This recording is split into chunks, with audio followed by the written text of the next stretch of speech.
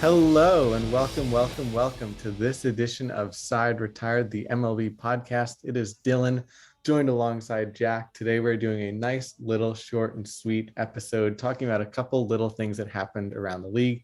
James will be back with us for our normal episode later in the week. We also have some exciting things coming up on the horizons, as well as our top 10 episodes will continue. Another fun guest is currently planned for us to have on, I believe, Monday. So we'll see how that goes. If you haven't checked out our Ken Davidoff interview, that should be below this one as well. That was a great time talking about his Hall of Fame ballot and the Mets and the Yankees. As you can see, this is on our YouTube page. So welcome to a college dorm. This is technically the first time we are recording where I am away at college and Jack is still grinding away in his regular spot in New York City. So Jack, how you doing?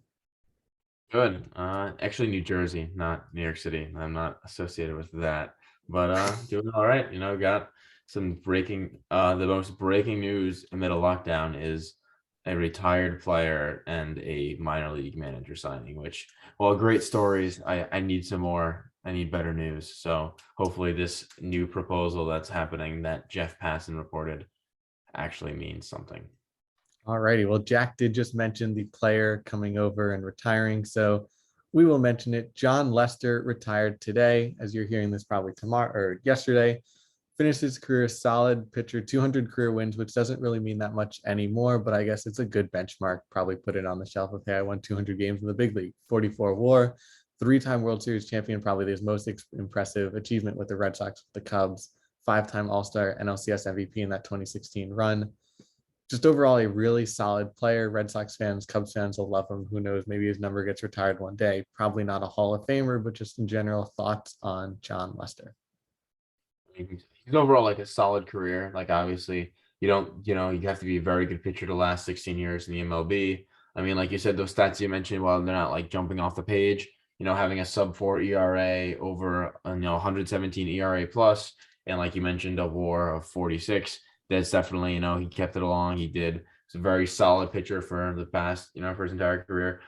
Three-time top five in the Cy Young. So props to Jon Lester for calling it a quits. I would say he definitely picked the right time, unlike Kyle Seager, who seemed like he went out on top.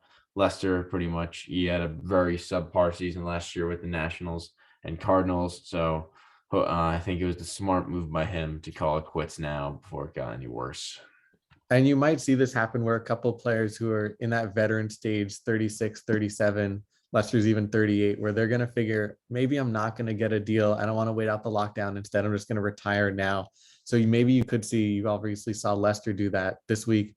Maybe someone like Ryan Zimmerman does something similar to that. Albert Pujols would obviously be a major thing if he ends up retiring, but players of that ilk where they could say, oh, am I going to wait out this lockdown and then get a deal for $1 million or $2 million once it ends, or can I just ride off into the sunset? And obviously, Jon Lester decided to do that. Spent last year with the Nationals, with the Cardinals, as you mentioned, probably on the decline. Seemed to know it was coming. A 5 ERA with the Nationals, which is higher than Jon Lester's ever had in his career. His rookie season was he pitched 2012 with the Red Sox of 4.8, but that was really just one fluke season. Other than that, as you mentioned, he's in the 2.5s to 3 area in his prime. So overall, really solid player. Not a Hall of Famer. And I think something that you mentioned that I think we should elaborate more on is that you have guys like this who are seeming like they're retire. I don't know if you look to someone like Albert Pujols, like Ryan Zimmerman, that they're thinking like, I have this routine every year. If spring training is really going to get delayed, which every day, I know we just picked up talks again, but if the MLB and union continue to cease talks and they just pick them back up, I think the increasing chances that at least spring training is delayed are getting pretty high. So these guys, they don't want to have their routine displayed. They don't want to be signing contracts in April. So I think it's just they're saying I'm content with what I've done. I think I played the game well. I've had an overall Jon Lester's had a very, very great career over the past 16 years. So I think he's very content with calling it quits now rather than waiting out a lockout. I mean, Kyle Seager, we know, had plans to retire after this year, come spring training back in March. But Jon Lester, I don't know if this was like in his intention that he said, this is my final year. I'm going to go at it one more time with the Nationals," or if he's thinking, okay, I have no interest in waiting out these negotiations. They're going nowhere. I am done with this. And then he's probably one of those guys that might get his number retired by the Red Sox down the line. Probably not the Cubs, but has World Series runs with both of those teams will be remembered in postseason history. Just like a guy who they did announce, the Mets said he's going to be the 5th player to ever have his number retired with the Mets. That is, of course, Keith Hernandez. 5th, 4th. Oops, this is bad. You have 4th. them on the wall. I do. I know. Or I would look up, but it's not there right now. We have Tom Seaver, Mike Piazza, Jerry Koosman, 3 players, and then also Gil Hodges, Casey Stengel, and if you technically count Jackie Robinson, I believe. And they also retired the last name Shea. So if you're a top prospect and you're named Shea, technically you can't be drafted by the Mets. But that's a whole nother story. Let's see. Koosman, Piazza, Jackie Robinson, Seaver, Gil Hodges, Casey Stengel. Yes, took a while, but I nailed it.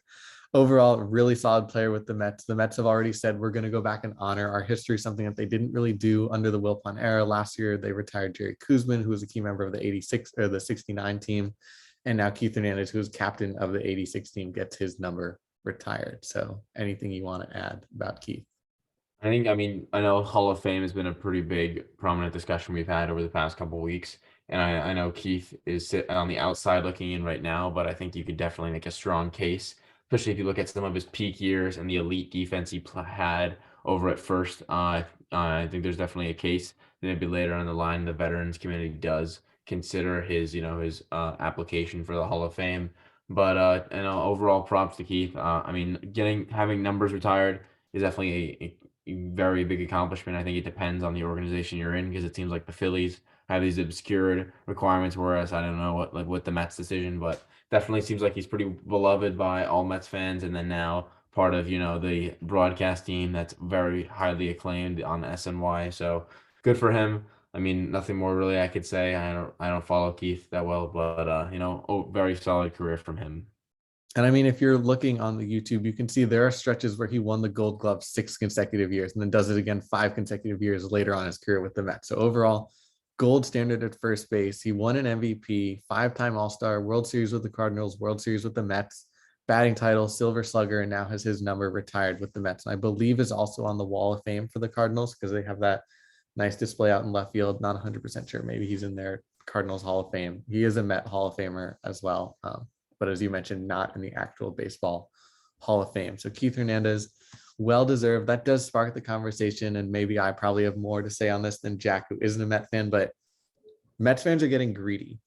We didn't have a number retired for a long time. As you can see, we had Stengel and Hodges for managers. Then, of course, they had to retire Tom Seaver because if you didn't retire Tom Seaver's number, then you're doing something wrong. And then we had Piazza got it the year after he got elected to the Hall of Fame. And then it went quiet. And then finally, Steve Cohen takes over and he's like, all right, it's time to actually honor the past. Jerry Koosman, World Series, you're in. Now we see Keith Hernandez, World Series, you're in. So who's next? Is it David Wright? Is it Gary Carter? Is it Doc Gooden? Is it Darryl Strawberry? Is it Carlos Beltran? Your thoughts, or is it just Beltran? I think is hard to say because obviously it seemed like every Met fan loved the decision to bring him on as manager, and then after on how those terms went down, I don't really see having a big media day to honor someone who you just deemed, your actions are make us have to let you go before you've managed the game would make that situation awkward. But I definitely think Doc Gooden, and it seems like Steve Cohen is someone who's willing to put some of those off the field issues that he had aside. And like if you look at his peak, like you and I were talking about earlier, he definitely was one of baseball's most dominant pitchers we've ever seen. So I think he's definitely an excellent candidate. I think you've mentioned before, I think David Wright, I think you can make a pretty safe bet. Either next year or year after that, you're going to see his number also joining the rafters. And then we will switch to crosstown for our final piece of news that happened. The Yankees have gone out. They've set a trailblazing hire. They have hired Rachel Balkovec to be their low A ball manager. Obviously, normally a low A ball manager does not get this much press. She did have a press conference earlier today, but this is a monumental hire. This is the first time that it's as the tweet says that you can see, she's the first female manager in affiliated professional baseball history. Obviously, the Giants, I believe, were the first team to hire a woman on their major league staff with Alyssa Nacken. But any thoughts? Your organization doing a nice job here. Good job, Yankees. Yeah, I definitely think obviously my slight Yankee prejudice or bias will come out a bit here, but definitely, I mean, if you look at Rachel's accomplishments and her resume, it's off the charts. Division I catcher, so she definitely knows the game extremely well. She has 2 master degrees. And I mean, to put it simply, like obviously once she changed her name, she got calls off the charts. So definitely someone who's extremely qualified. She's gonna be managing the Yankees. The prospect for them right now, Jason Dominguez, who was signed at 16. So having her, the newest and like obviously the most dynamic, and to have like probably the biggest story in terms of the managerial hirings in all of baseball this year, managing someone who might be the number one prospect in baseball in a couple years is definitely a story for Yankee fans. And to say that now they have someone who I've seen is definitely has a very interesting hitting philosophy, is part of the new Yankees minor league hitting philosophy. It's definitely a great story. And like even aside, the monumental signing of having a woman manager, I'm just overall excited to see an organization taking these steps to make, obviously it's more like a contemporary move where it's, you're breaking barriers, but just overall having someone with that kind of hitting philosophy and adding to the organization as it is, I think is just an overall very solid move. And you did just mention it, but it is, I guess it's now becoming more well known now that she's giving interviews and all that stuff. But she on her applications and her resume changed her name to Ray Balkovec, and then all of a sudden started getting a lot of calls. A lot of teams were interested in her because it just said Ray, and so people assumed, did not sort of see when she was having Rachel, she obviously had a lot more difficulties. And I know lots of people in the industry have talked about having similar experiences. So it is good to see, well, bad to see that that's how she like had to force her way into getting the job by doing that. But hopefully she turns out to be a great hire and obviously leads the way for it to happen even more often in the future. So again, this was a short little episode. We figured we'll be back with the top 10 second baseman probably next episode. If not, we also have a special guest coming on Monday. So we'll see if we post a nice little update episode for you guys Friday or Saturday before the special interview gets posted on Tuesday. You can find us on Twitter at SideRetiredPod. You can email us sideretiredpod@gmail.com. The YouTube page is now live as well, Side Retired Pod, and Jack's been working hard and the website is now ready to go, sideretiredpod.com. That was a lot of Side Retired Pod in a row, but I got through it. They're also, You'll find us. yes, if you Google Side Retired Pod, we're there. And on the website, we also have a lot of cool new articles breaking down our mystery man Dover Halpert did his top 10 list. There's also an article about who are the Yankees' top 10 assistant coach candidates, as well as Matt Potter has been writing great stuff about the Mets, whether it's their Samsung deal, whether it's a bunch of other stuff. He's also working on a Keith Hernandez piece, sort of respecting and reflecting on his career. And then our newest writer, Evelyn Halpert, wrote 2 articles about Carlos Correa and Matt Olson and where she could see them being fit. So lots of moving parts, lots of fun things. I don't know. Anything else you want to add? No. That side is retired. Hey, that's my thing, but I guess fine. Jack just stole without the sides retired. So whatever. Episode's over. I don't know how to say it. See ya.